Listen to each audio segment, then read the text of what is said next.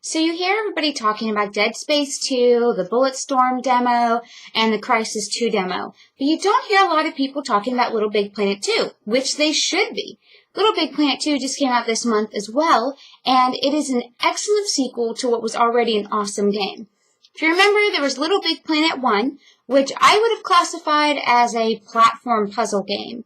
You could play it as co-op, but the game it didn't really develop as co-op. There were some two-player sections, but as far as just playing the whole single-player co-op, it was the exact same experience as playing it single-player.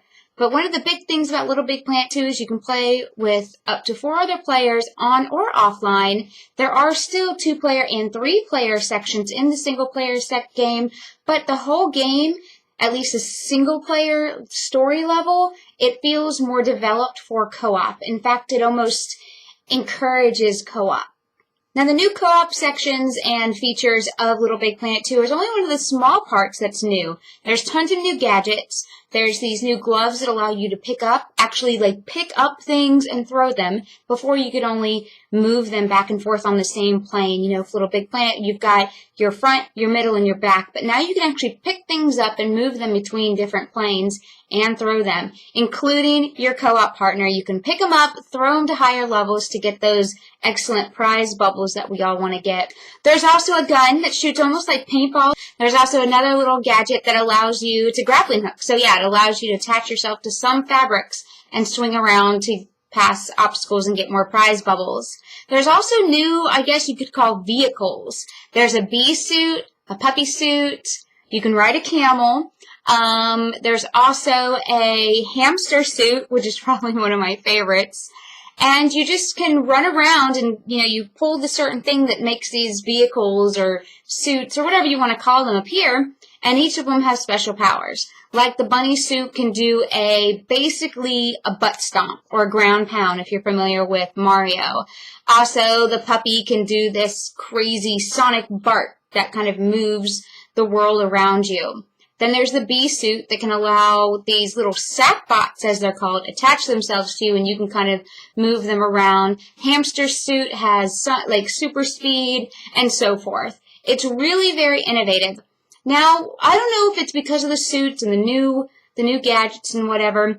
Even though I really like those things, I think they add so much variety to the game. For some reason, LittleBigPlanet 2 is missing just a little bit of the personality that the first one had. It's still charming. It's still cute. It's everything LittleBigPlanet 1 was, but more, except it's just missing a little bit of, I guess, its charm. I don't know what it is. I've been thinking about it. I've been putting this review off for days to try to find out what it is that's missing. Even though the game is still an excellent game, it's a must-buy.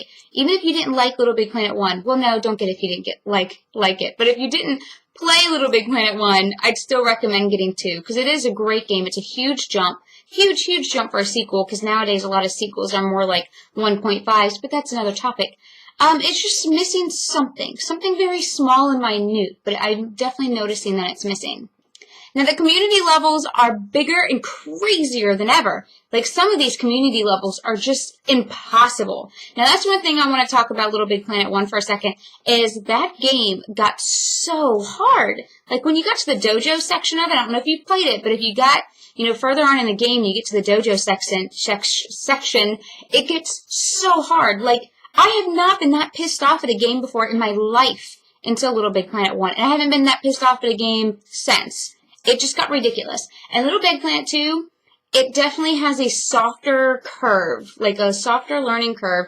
It gets hard, but then it kind of eases up on you a little bit, and then it'll get a little bit harder, and then eases up on you a little bit. So it's not just throws you to the wolves like I felt the first one did to me.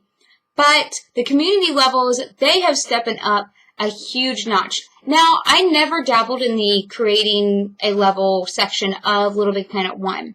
I decided to try it for the second one, and it is so difficult. I have more respect for the guys that can make those amazing, community levels than ever before, because what they're doing is really, really difficult. Like, some of these tools are stuff that, the pros use, and I can't do it. Now, I can make some stuff in The Sims, And The Sims, like creating characters and making houses and stuff, does use some of the same tools that the pros use. But I can make stuff in Sims all day long.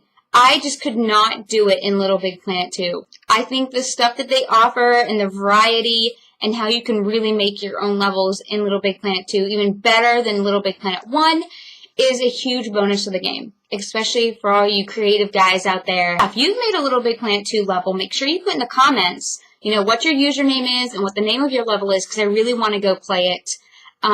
So yeah, definitely do that if you've made one, or if you're going to make one. Make sure you message me later and let me know where I can find that. Now, for some of the statistics on Little Big Planet 2, there are over 40 different new story levels that span over 6 different themes.